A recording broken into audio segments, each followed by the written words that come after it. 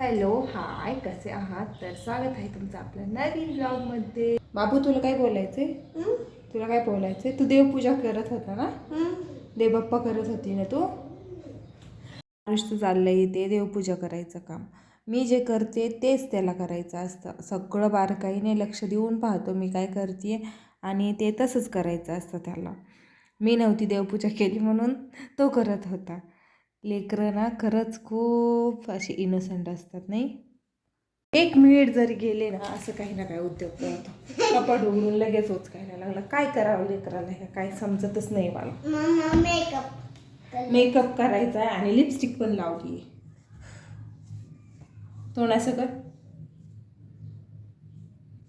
तर आत्ताच कपडे वगैरे सगळं आवरले आणि मला जायचं ब्लाऊज स्टिच करायला टाकायला. मी करते तसं स्टिच, पण ह्याचा नाही येणार ना मला, मी अजून प्रॉपरली शिकले नाही. त्याच्यामुळे म्हटलं हा देवा त्यांच्याकडे शिवायला. अशी आहे एकंदरीत साडी.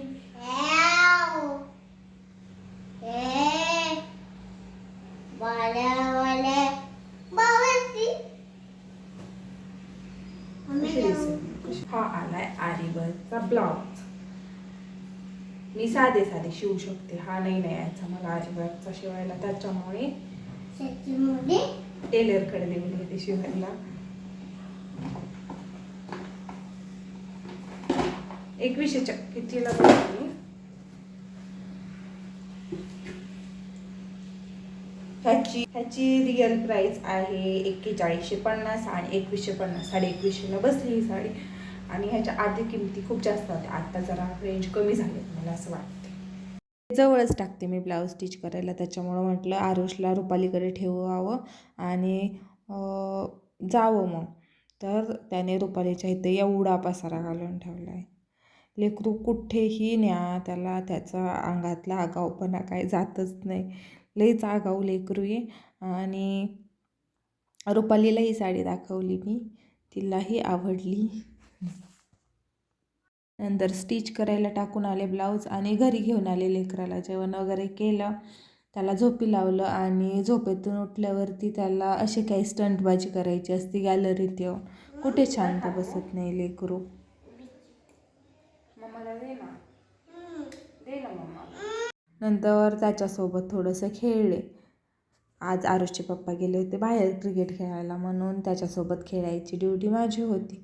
आणि त्या मानाने चांगला बॉल असा मारतोय तो. बॅटने नाही एवढं जमत त्याला, पण ते जे आहे त्याने मारतो. बॅटने पण मारतो, पण ह्याने चांगलं जमतं त्याला. आणि खूप तो आवाज करतो बॅटचा, खाली वाजवतो. खालच्यांना परत डिस्टर्ब व्हायचं म्हणून मी बॅट नाही देत शक्यतो, ह्यानेच खेळ बोलते त्याला. आणि त्याच्यासोबत थोडं खेळलं त्यालाही बरं वाटतं आणि आपल्यालाही. नंतर स्वयंपाक करायला घेतला.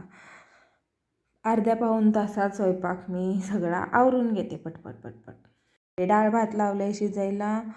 कारल्याची भाजी करायची होती, कारलं कट करून ठेवलं आणि त्याला थोडंसं असं मीठ चोळून ठेवायचं, म्हणजे त्याला पाणी सुटतं आणि ते पिळून काढायचं, म्हणजे त्याचा थोडा कडवटपणा जातो असं मी ऐकले. आणि त्यानंतर भाकरी टाकून घेतल्या.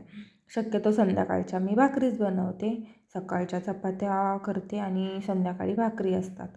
आरुषला लागते चपाती, तो चपाती बनव म्हणतो. भाकरी का बनवते आहे, पण त्यालाही लागली पाहिजे ना चपातीच 2 टाईम.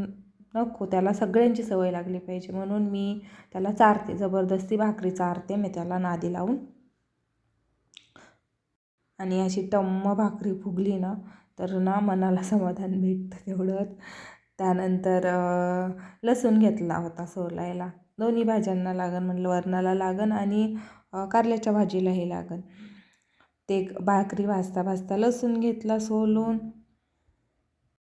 तोपर्यंत डाळ भातही शिजलं होतं. नंतर मग भाकरी झाल्यावरती कारलं टाकलं तव्यामध्ये परतायला आणि एकीकडे वरणाला फोडणी द्यायला घेतली. आणि कारलं मी तसंच परतून घेतलं आधी आणि नंतर त्याच्यामध्ये लसूण टाकला, कारण ते ना जास्त मग करपट लागतो आधी त्या टाकल्या फोडणीला, त्याच्यामुळे मी वरून टाकायला प्रेफर करते. नंतर असं छान असं जेवण केलं आणि आरुषच्या पप्पांचं आणि आरुषचं मला चिडवायचं काम चालू आहे. मी जरा रागवले होते ना त्यांच्यावर, म्हणून नशिबाला चिडवत होते दोघं पण.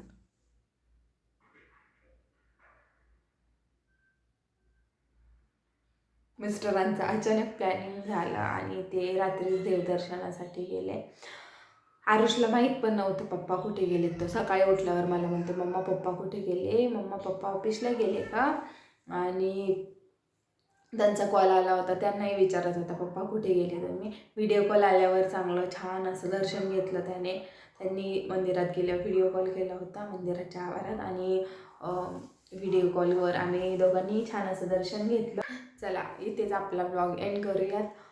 ब्लॉग आवडला असेल तर लाईक करा, शेअर करा, कमेंट करा, आपल्या चॅनलला सबस्क्राईब करा. चला बाय, काळजी घ्या. Aaru baby say bye. Bye, take care.